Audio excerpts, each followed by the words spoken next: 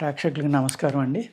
Grey hair అంటే తెల్ల జుట్టు చిన్నపిల్లల్లో కూడా వస్తుంది, పెద్దోళ్ళనే ఉంది. అందరూ కూడా ఏంటంటే జుట్టు రాలకూడదు, జుట్టు బాగా పెరగాలి, ఏ వయసు వచ్చినా నల్లగా ఉండాలి, నల్లగా ఉంటే నేను ఇంకా యవ్వనంలో ఉన్నట్టే అనుకున్నట్టుగా లెక్కేసుకుంటారనమాట. ఇది వంశపారంపర్యంగా కూడా వస్తుందండి.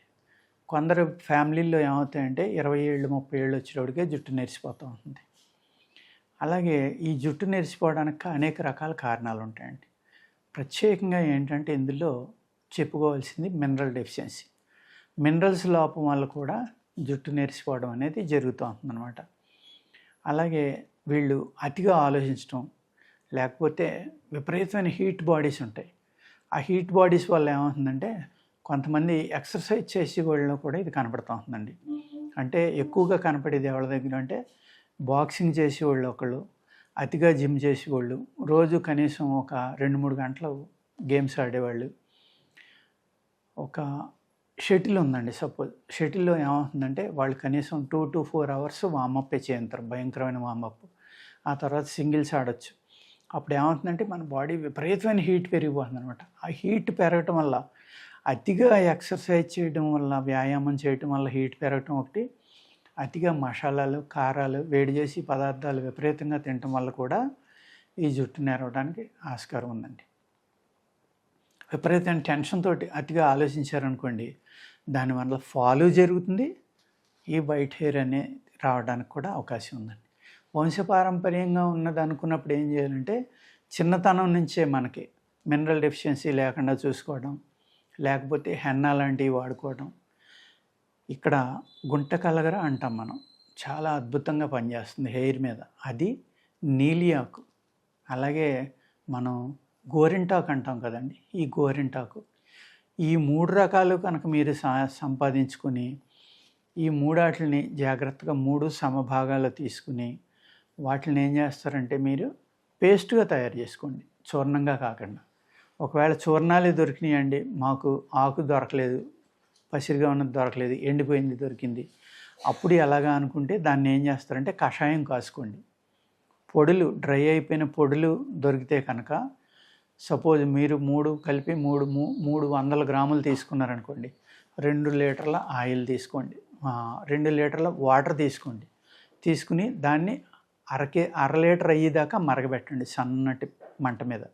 అప్పుడు వడపోసేసుకుని ఆ వాటర్ తీసుకుని 1 కేజీ మీరు నువ్వుల నూనె కానీ లేకపోతే ఆముదం కానీ, ఈ రెండాట్లు ఏదో ఒకటి తీసుకోండి. తీసుకుని ఏం చేస్తారంటే ఈ కషాయం అందులో పోసి ఆ కషాయం పూర్తిగా ఎగిరిపోయేలాగా 3 రకాల ఆయిల్ తీసుకోవచ్చు. కొబ్బరి నూనె, ఆముదం, నువ్వుల నూనె, ఈ మూడాట్లో ఏమైనా తీసుకోండి మీకు శరీర తరహాన్ని బట్టి. ఇందులో ఈ కషాయం వేసి ఈ కషాయం పూర్తిగా ఎగిరిపోయేదాకా కాసుకోండి. కాసుకుని ఇది రాసుకోవడం వల్ల ఏమవుతుందంటే హెయిర్ ఫాల్ ఆగుతుందండి. ఈ నూనె రోజు అప్లై చేసుకోండి 2 పూట్ల. హెయిర్ ఫాల్ ఆగుతుంది, హెయిర్ బ్లాక్ అవుతుంది, తెల్ల వెంట్రుకలు నలిపోవడానికి కూడా అవకాశం ఉందన్నమాట. చాలా చక్కని ఫార్ములా అండి ఇది, అర్థమైంది కదండి. అదేవిధంగా మీరు 1 కిలో కొబ్బరి నూనె తీసుకుని దాంట్లో ఒక 20 జీడి గింజలు తీసుకోండి. ఏది నల్ల జీడి గింజ, అడవి జీడి అంటారు దాన్ని. ఒక 20 గింజలు తీసుకుని సెంటర్లో కట్ చేయండి. దాన్ని కట్ చేసి వాటిని ఆ నూనె వేడి చేస్తా, ఆ నూనెలో మూకుట్లో వేపించుకుంటా, ఆ నూనెని స్టీల్ది కానీ ఇనప మూకుడు కానీ తీసుకోండి. అందులో 1 లీటర్ కొబ్బరి నూనె పోయండి. ఆ కొబ్బరి నూనెలో ఈ జీడి గింజలు, కట్ చేసిన జీడి గింజలు వేసి అవి పూర్తిగా మాడిపోయి పైకి తేలిదాకా మరగబెట్టండి. అప్పుడు వాటిని తీసేసి ఆ నూనెని చల్లారిన తర్వాత వడపోసుకుని ఒక సీసాలో పోసుకుని దాన్ని మీ స్కాల్ప్కి డైలీ పడుకునేటప్పుడు అప్లై చేయండి. ఇది రాసినప్పుడు ఏమవుతుందంటే కొంతమందికి ఆ స్కాల్ప్లో ఉన్న స్కిన్ కొంచెం థిక్నెస్ పెరగడానికి అవకాశం ఉంది. అటువంటి వాళ్ళు ఏం చేస్తారంటే నువ్వుల నూనె రాసుకోండి, వెంటనే అది నార్మల్ అయిపోతుంది.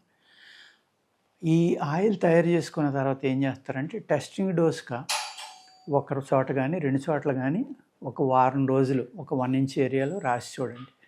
ఎటువంటి ఇబ్బంది లేదు, చాలా బాగుంది మాకు అనుకున్న వాళ్ళు దాన్ని కంటిన్యూగా వాడుకోండి. ఎందుకు అంటే జీడి గింజ అతి వేడి, చాలా వేడి చేస్తుంది జీడి గింజ అనేది. ఆ వేడి వల్ల కొంతమందికి తలపోటు రావడానికి అవకాశం ఉంది. మీరు ఏం చేస్తారంటే ఈ ఆయిల్ తయారు చేసుకున్నప్పుడు, జీడి గింజలతోటి చెప్పిన ఆయిల్ తయారు చేసుకున్నప్పుడు టెస్టింగ్ డోస్గా రాసుకుని మాత్రమే డైలీ తలంతా రాసుకోండి. వేడి శరీరాలు, మైగ్రేన్ పెయిన్ ఉన్నవాళ్ళు ఏంటంటే ఒక్కొక్కసారి ఈ ఆయిల్ రాయడం వల్ల తలపోటు పెరగడానికి అవకాశం ఉంది. లేదు మంచి అనుభవం ఉన్న డాక్టర్ కానీ, లేదు ఫార్మసీ అంటే మెడిసిన్స్ తయారు చేయడానికి లైసెన్స్ ఉన్న ఫార్మసీలో తయారు చేసిన ఆయిల్స్ కానీ వాడుకోండి. అప్పుడు ఎటువంటి ఇబ్బంది ఉండదన్నమాట. అందుకు మీరు వైట్ హెయిర్ రాకూడదు, లేకపోతే హెయిర్ గ్రోత్ బాగుండాలి, హెయిర్ ఫాల్ ఉండకూడదు అనుకుంటే నేను ఈ వీడియోలో చెప్పిన 2 ఫార్ములాలు చాలా జాగ్రత్తగా చేసుకుని, ముందర ఫార్ములా అయితే ఎటువంటి ఇబ్బంది లేదండి. అయినా కూడా ఇప్పుడు మనం పురుగు మందులు, ఎరువులతోటి కూడి ఉన్న ఆహారం తీసుకుంటున్నాం కాబట్టి మన బాడీలో అనేక కెమికల్స్ వెళ్తున్నాయి కాబట్టి ఏది ఏ నిమిషంలో ఎవరికి రియాక్షన్ వస్తుందనేది చెప్పలేకపోతున్నాం. పూర్వం ఆయుర్వేద గ్రంథాల్లో అయితే చక్కగా వాడేసుకోమని రాసేసారు. కానీ మీ బాడీ నేచర్ని బట్టి రియాక్ట్ అవ్వడానికి అవకాశం ఉంది. అందుకు ఏ మెడిసిన్ అయినా సరే ట్రయల్గా వాడుకుంటే చాలా మంచిదండి. ఓకేనండి, నమస్కారం.